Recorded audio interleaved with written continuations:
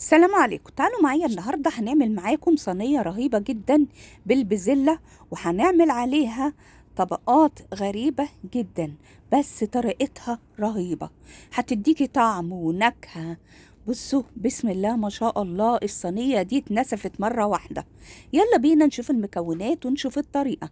أنا عندي فلفل مفرز، وعندي حلقات بصل، وعندي الكفتة اللي أنا فرستها معاكم، وعندي كمان البزلة. يلا بينا نجيب الصينية بتاعتنا اللي هنشتغل فيها. جبنا الصينية بتاعتنا البايركس، أول حاجة هنبدأ هنحط فيها البزلة، وكمان كنت مجهزة الصلصة بتاعتي وهوزعها فوق البزلة. بعد ما احط على الصلصة بتاعتي البهارات والملح وهوزعها فوق البزل.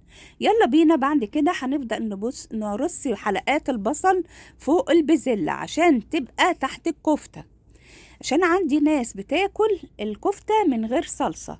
وعملت كمان شرايح الفلفل كمان حطيتها فوقيه، وكان عندي في الفلفل ده صوابع فلفل حراق، طبعا عشان الكفتة بتاعتي تبقى طعمها مشطشط وجميل. فأنا كده جمعت في صينية البزلة اللي بالصلصة، معاها كمان الكفتة اللي معمولة بالفرشة فوقيها وتحتيها. يلا بينا نبدأ بقى نرص كمية الكفتة بتاعتنا، واحنا كده حطينا علبة كاملة. بسم الله ما شاء الله، بقت جميلة جدا. يلا بينا نشوف هنعمل ايه تاني.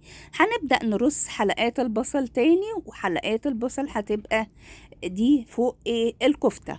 وبعد كده برضو هنحط شرايح تاني فوقيها بقية الفلفل. بعد ما رصينا كده شرايح الفلفل، هنبدأ بقى نجيب الطماطم الحلقات ونحطها فوقيها. وبعد كده بعد ما ظبطناها هنحطها في الفرن، واحطه فوقيها صينيه.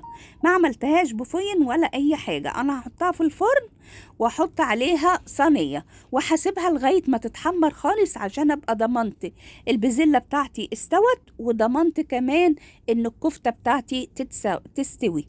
عايزه اقول لكم طريقتها خطيره جدا وكل حبها، وبسم الله ما شاء الله هي اتنسفت نسف وكانت رهيبه جدا. الصينيه دي تنفع معاكم في العزومات بتاعه الشهر الكريم. كل سنه وانتم طيبين، وربنا يعود عليكم شهر رمضان بالخير والبركه.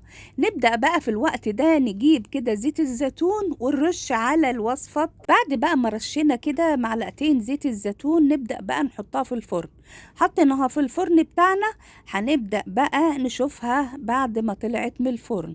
على فكرة نسينا نحط الملح والفلفل الأسود، طلعتها ورشيت عليها الملح والفلفل الأسود. ويلا بينا حطيناها تاني جوه الفرن، وبعد ما حطيناها في الفرن طلعت بالمنظر الرهيب ده. يا خبر ابيض، واقولكمش على الريحه ولا الطعم ولا النكهه بتاعتها، رهيبه رهيبه رهيبه. والتحمير اللي على الصينيه ده شيء طبيعي من الفرن. رهيبه رهيبه رهيبه. يلا جربوها وقولوا لي ايه رايكم. كل سنه وانتم طيبين.